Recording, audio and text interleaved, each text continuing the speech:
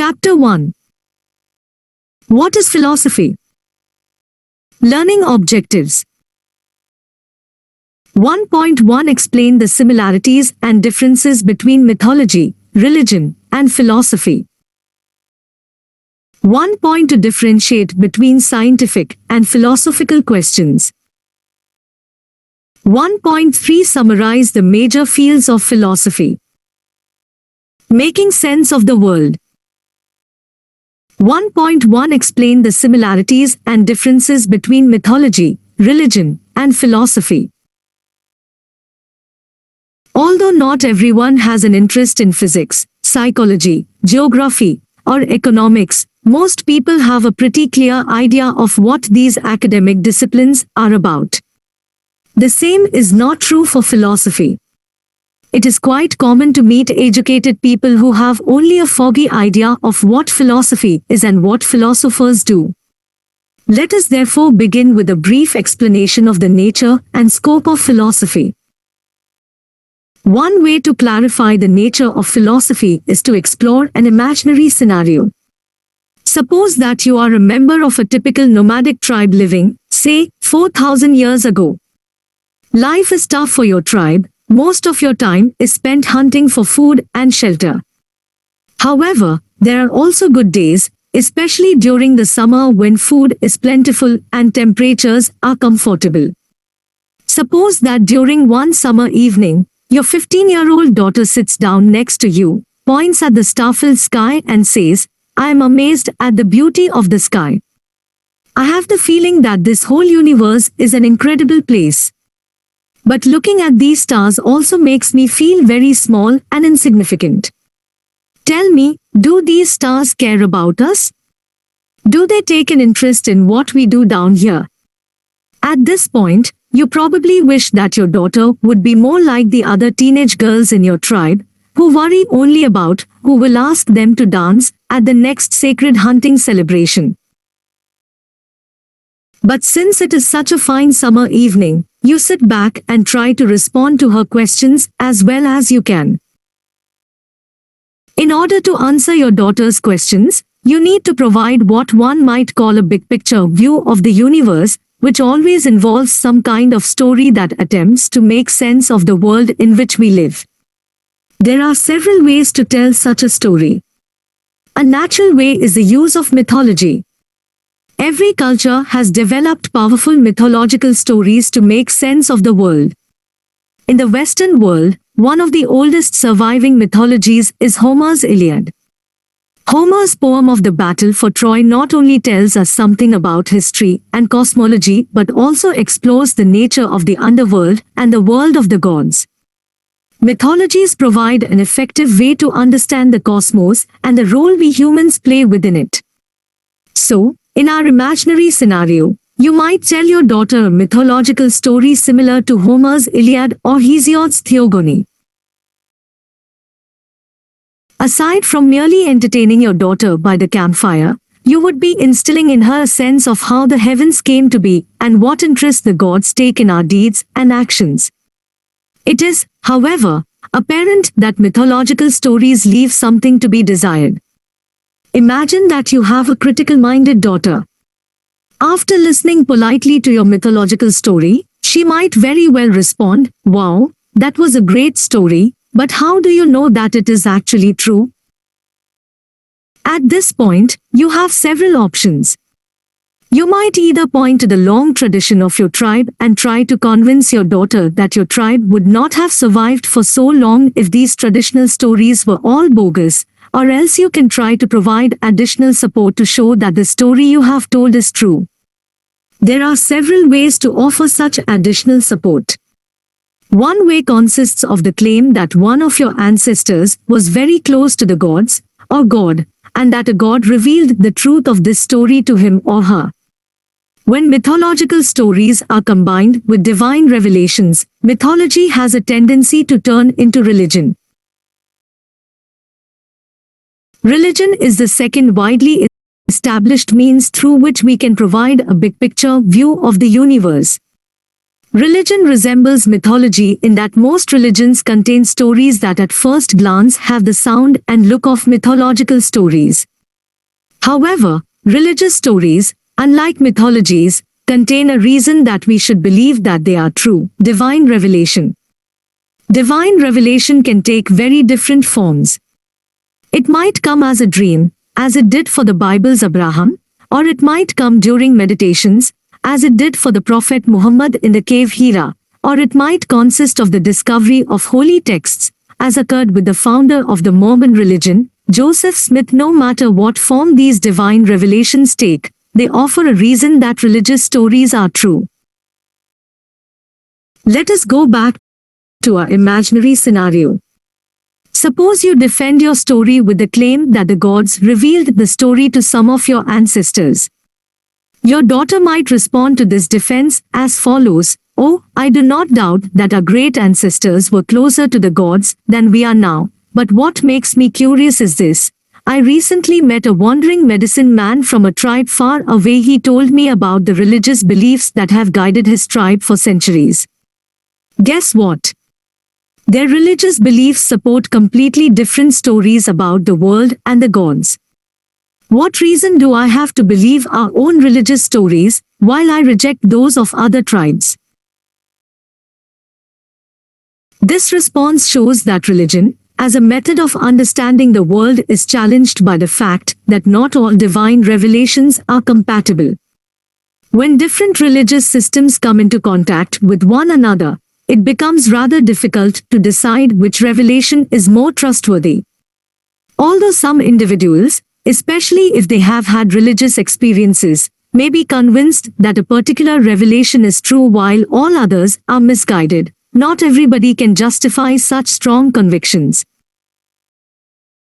At this point, philosophy enters the picture. It is a third major way of providing a big-picture view of reality. The word philosophy derives from the Greek words philia, love, and sophia, wisdom. Philosophy can therefore be understood as a love of wisdom. But what does this mean? We can understand the nature of philosophy better if we clarify the relationship among philosophy, mythology, and religion. Philosophy is related to mythology insofar as philosophers also try to provide a comprehensive, big-picture view of reality. Philosophy resembles religion in that philosophers provide reasons that their picture of reality is true. However, philosophers never appeal to divine revelation or to tradition in order to show that their theories are true. Instead, they appeal to the power of reason. In a broad sense, philosophy can therefore be understood as an attempt to develop a big-picture view of the universe with the help of reason. Let us go back to our imaginary situation. What would it mean to explain the cosmos to your daughter with the help of reason? Well, you might say something along the following lines. You have asked me, among other things, whether stars take an interest in what we are doing. In order to answer this question, we need to clarify the nature of stars. I believe that stars are balls of fire. You might not believe me, but here is the reason I think this is a plausible idea. Look at this campfire. It is a source of light. I have walked through many dark nights, and I can tell you that whenever I have seen light, it has something to do with fire. Consider lightning, for example. It causes trees to burn and is also a kind of fire. So, it seems to me that wherever there is light, there must be fire. Since stars are a source of light, they too must be a kind of fire. Moreover, since fire does not seem to be able to perceive anything, I do not believe that stars are aware of what we are doing. What you have just done is use an argument to defend your belief that stars are not aware of our actions. This is a key element in philosophy. Philosophers not only try to explain the world with the help of claims and stories, but also try to defend their claims with the help of arguments. We start to philosophize when we present arguments in defense of our big-picture view of reality. Although our understanding of philosophy is still incomplete, it is already possible to point to 4 key elements of philosophical reflections. First, in order to philosophize, we need to know more about arguments. We need to know how to construct arguments and how to evaluate them. We will do this in the next chapter. Second, the hypothetical situation that I described here illustrates that philosophy emerges as a response to persistent questioning. If your daughter had not been so reluctant to accept traditional stories, there would not have been any reason to present arguments in defense of your beliefs. Philosophy therefore comes most easily to us when we are in a critical state of mind, questioning whether our standard picture of the universe is really accurate.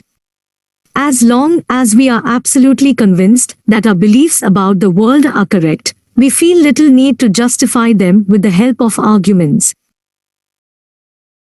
However, many people encounter situations in their lives when they begin to question their beliefs and convictions.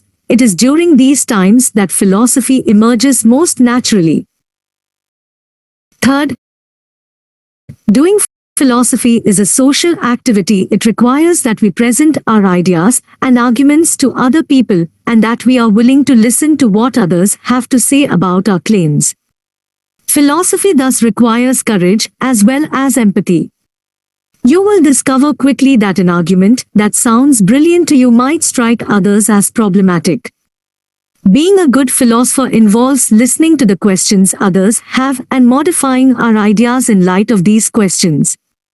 The British philosopher John Stuart Mill, 1806 to 1873, wrote that a person does not deserve to be confident in his opinions unless he has kept his mind open to criticism of his opinions and conduct. Because it has been his practice to listen to all that could be said against him. What is important to realize in this context is that somebody who questions your ideas does not in normal circumstances aim to attack you as a person.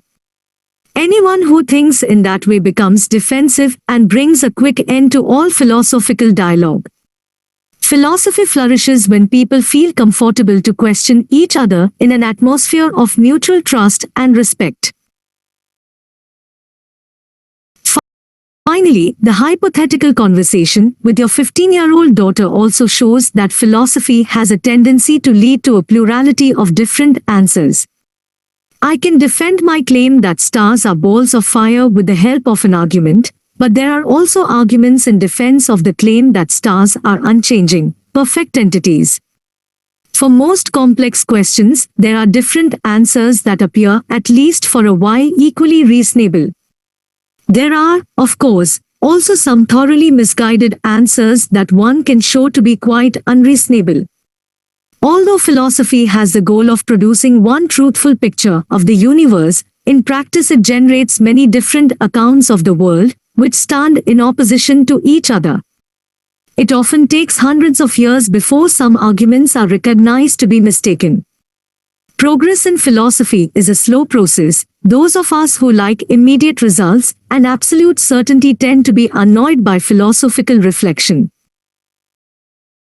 However, studying questions that lead to opposing answers has the benefit of showing us new possibilities. The philosopher Bertrand Russell, 1872 to 1970, wrote in this context. Philosophy, though unable to tell us with certainty what is the true answer to the doubts which it raises, is able to suggest many possibilities which enlarge our thoughts and free them from the tyranny of custom. Thus, while diminishing our feeling of certainty as to what things are, it greatly increases our knowledge as to what they might be. It removes the somewhat arrogant dogmatism of those who have never traveled into the region of liberating doubt, and it keeps alive our sense of wonder by showing familiar things in an unfamiliar aspect. Philosophy introduces us to multiple ways of seeing the world, thus enriching our perspective but at the same time exposing us to risks. Once we are able to see many different points of view, we are in danger of losing a firm orientation. Ideas that are central to the way in which we live our lives can suddenly appear to be shallow conjectures. For this reason, philosophy is often accused of being subversive. Is it then beneficial to pursue philosophy and to risk undermining the most fundamental beliefs that shape our lives? This question cannot be answered universally. Studying philosophy can lead us to new knowledge and to a new outlook on life. But reflecting on the most fundamental questions in life can also result in perpetual doubt or a reconfirmation of what we have believed since childhood. What the study of philosophy will do to you and your beliefs is not clear until you have practiced it on your own. The following pages give you an opportunity to do just that. Food for thought. It might seem as if mythology is a thing of the past. Who would base his or her understanding of the world on simple, powerful stories? Upon closer examination, however, it becomes clear that our understanding of the world is still shaped by invented stories. List some examples of how invented stories still influence and affect our understanding of the world. Food for thought. Philosophy emerges most naturally in situations when we question whether our ordinary beliefs about the world are really true. The Russian writer Leo Tolstoy, 1828 to 1910, described in his Confessions how he started to question everything in his life. So, I lived, but 5 years ago something very strange began to happen to me. At first, I experienced moments of perplexity and arrest of life, as though I did not know what to do or how to live, and I felt lost and became dejected. But this passed and I went on living as before. Then these moments of perplexity began to recur oftener, and always in the same form. They were always expressed by the questions, what is it for? What does it lead to? In normal everyday life, we tend not to be as reflective and critical as Tolstoy was when he wrote his Confessions. However, it has been suggested that we all become self-doubting and perplexed at certain points in our lives. Is that true? If yes, what kinds of experiences or situations typically undermine our confidence that we understand the world correctly? Food for thought.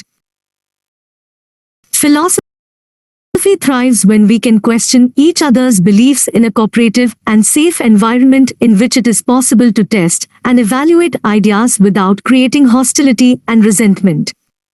Creating such an environment is far from easy. Clarify in your own mind what you can do to help create such an environment in this classroom. Are there also some things which we should avoid doing? Compare your thoughts with your neighbor and the rest of the class. Food for thought. The ancient philosopher Socrates, 469 to 399 BCE, was famous for wandering the streets of Athens, questioning people until they admitted that they did not know as much as they thought they knew. As you might imagine, this upset many Athenians, especially those in influential positions. They considered Socrates' questioning to be a danger to the city and eventually brought charges against him. In 399 BC, Socrates was condemned to death for corrupting young people and undermining the traditional religious beliefs of the city.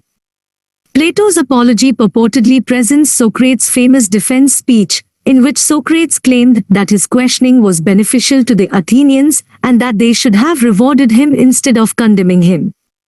Socrates claimed that it is better to be aware of one's ignorance than to go on believing dubious and unjustified ideas. He concluded that the unexamined life is not worth living. Do you agree with Socrates?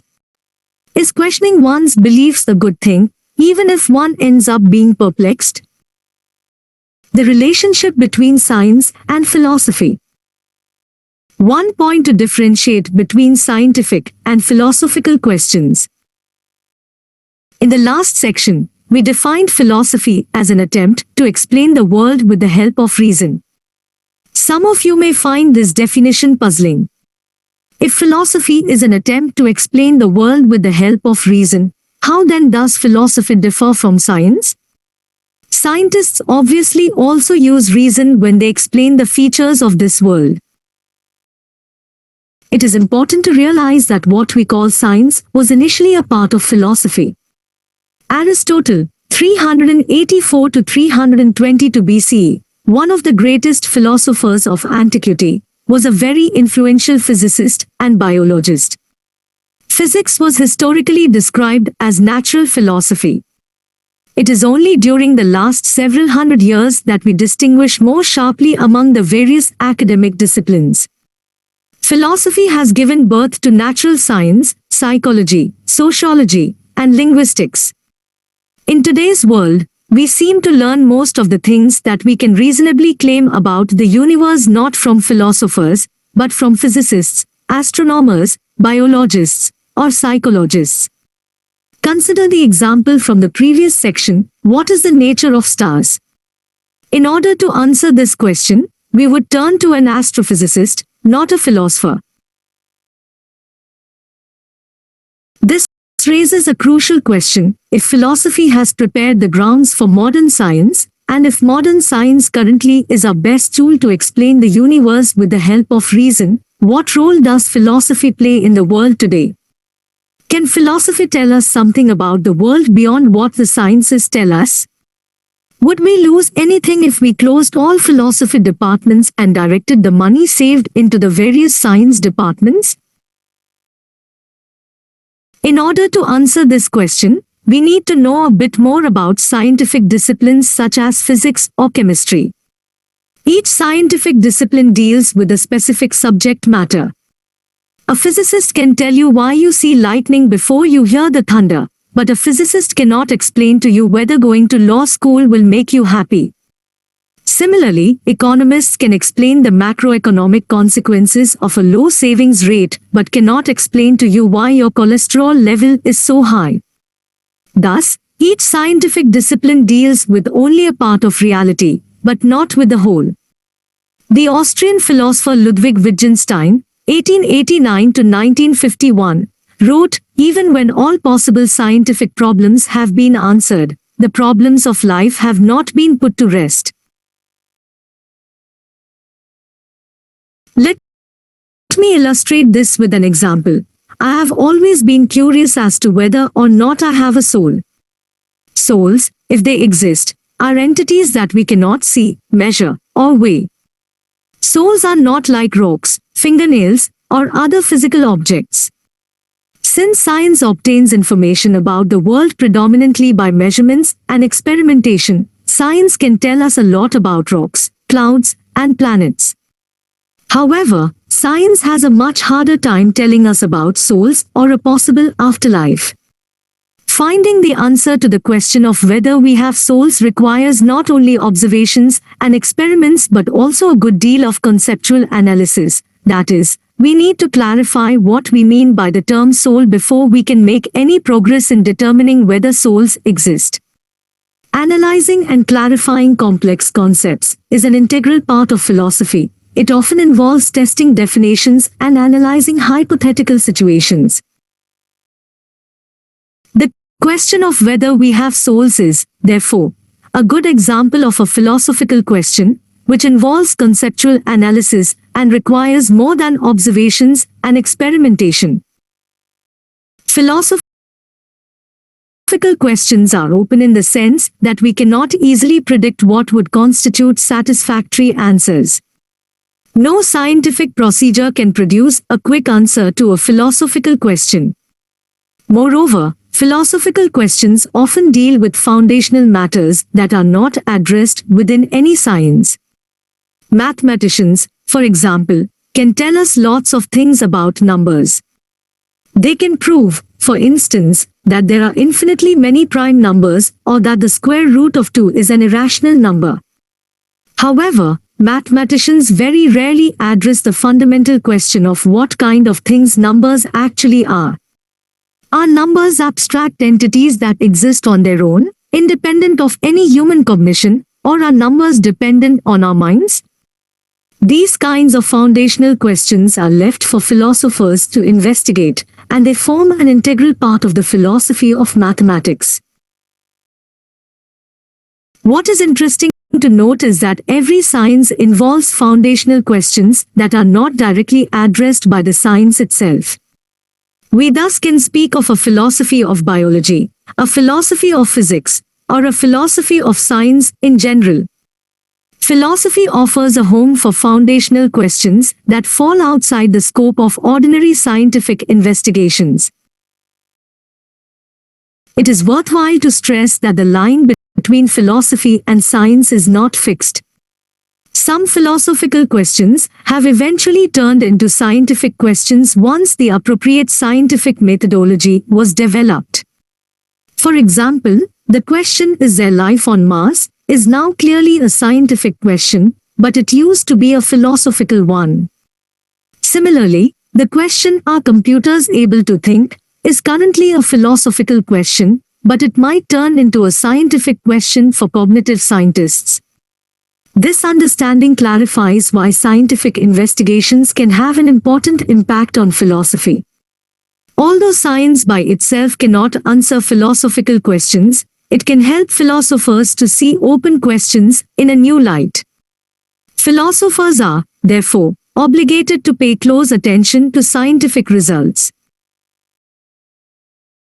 However, most classical philosophical questions, like the question of whether God exists, appear to be such that it is difficult to imagine, in principle, that they can be answered with the help of any scientific procedure. Since philosophy deals with open questions that cannot be answered quickly and which often invite controversy, some people are wary of doing philosophy at all. They have the feeling that philosophers do not get anywhere, since they have been exploring some of the same open questions for thousands of years without arriving at final answers. This is not a silly complaint, but before one concludes that philosophy is inherently a fruitless and frustrating activity, it is worthwhile to keep the following considerations in mind. Although it is probably impossible to answer open questions so that every reasonable person agrees with a given answer, it is very well possible to answer such questions satisfactorily in light of your experiences and observations of the world. Philosophy, unlike science, has a personal component. The purpose of philosophical activity is to clarify in your own mind which solution to an open question seems most reasonable.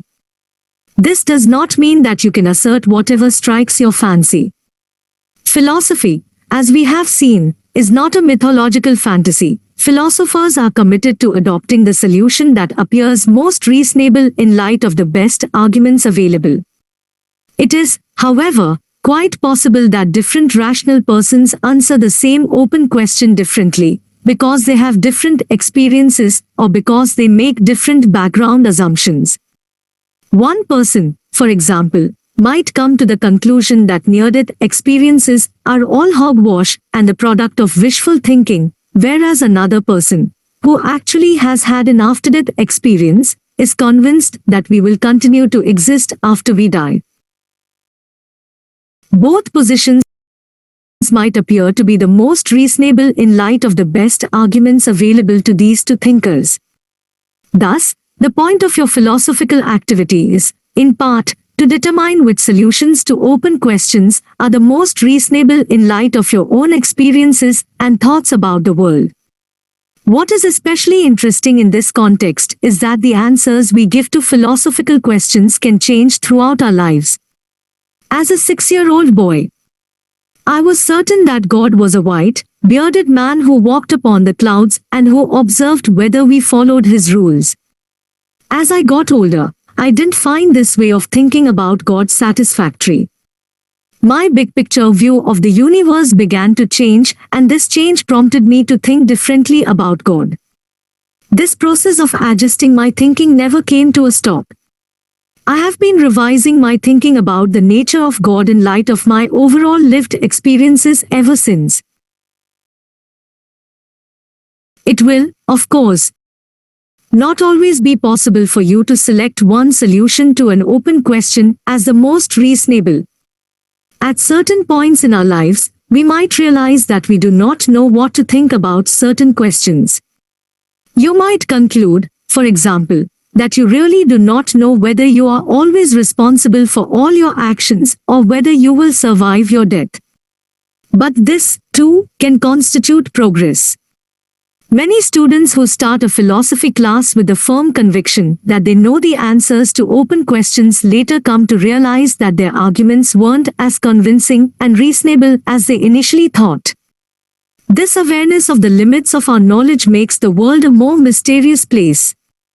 Perhaps mysteries are not only a key feature of good movies but also a key ingredient of a stimulating life. Food for thought.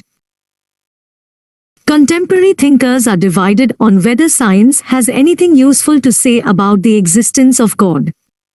The scientist Stephen Jay Gould thinks that all questions of ultimate meaning and moral value are beyond the reach of science. The scientist Richard Dawkins, on the other hand, disagrees. In his book The God Delusion, he writes, "The existence of God is a scientific hypothesis like any other. God's existence or non-existence is a scientific fact about the universe, discoverable in principle if not in practice."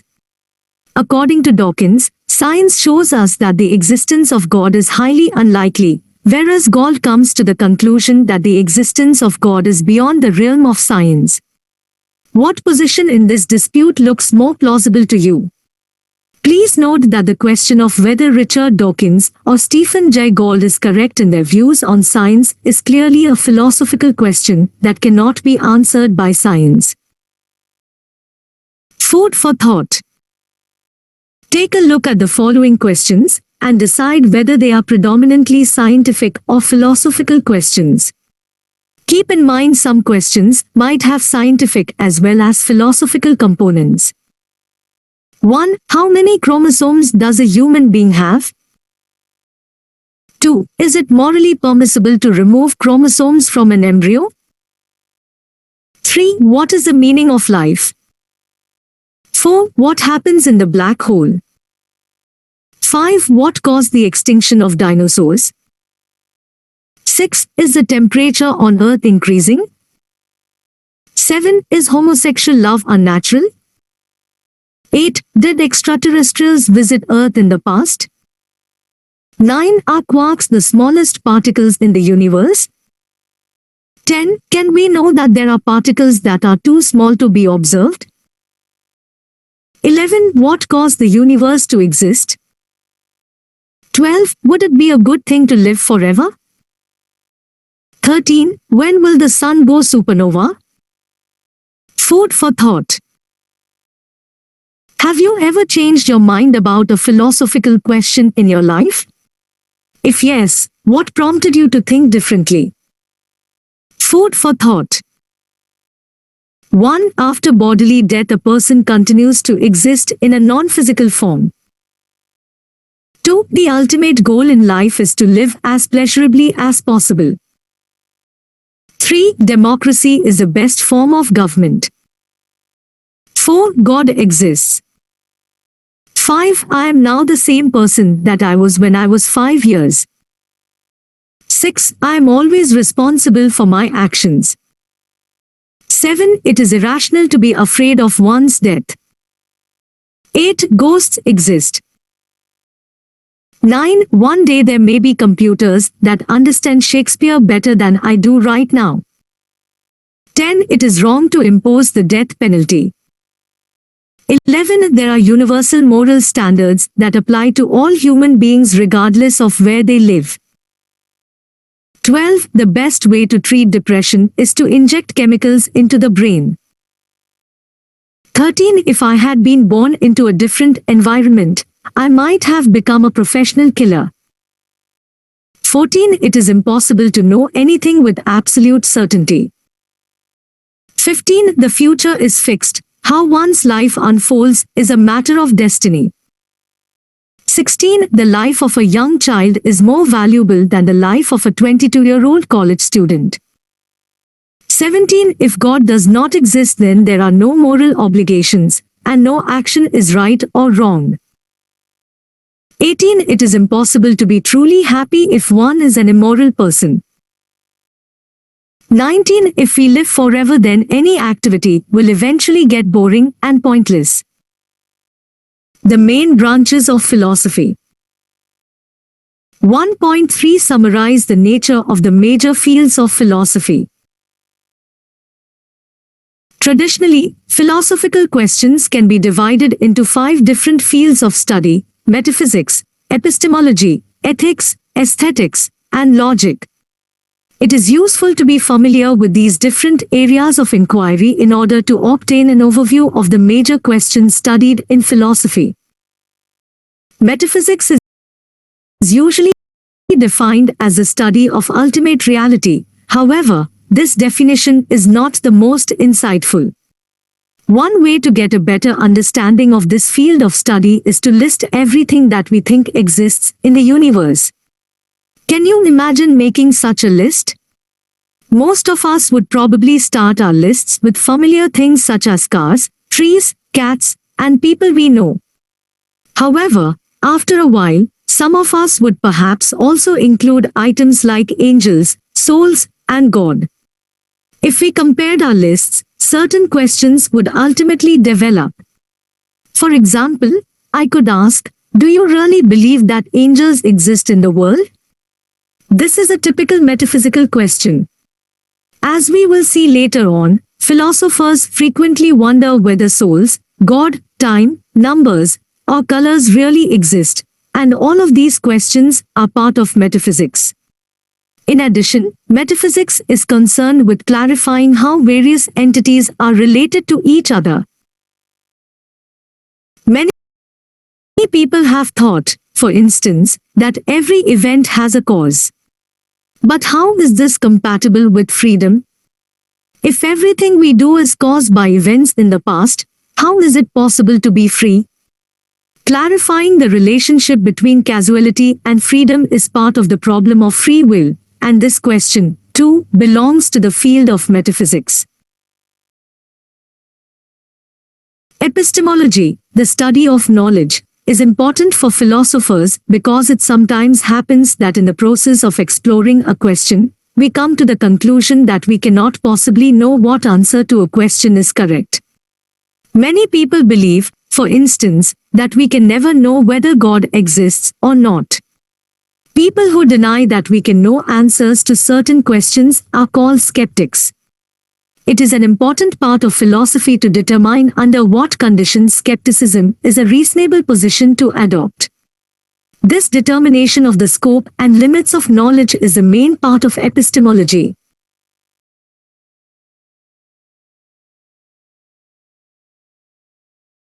The fields of ethics and aesthetics both deal with questions of value.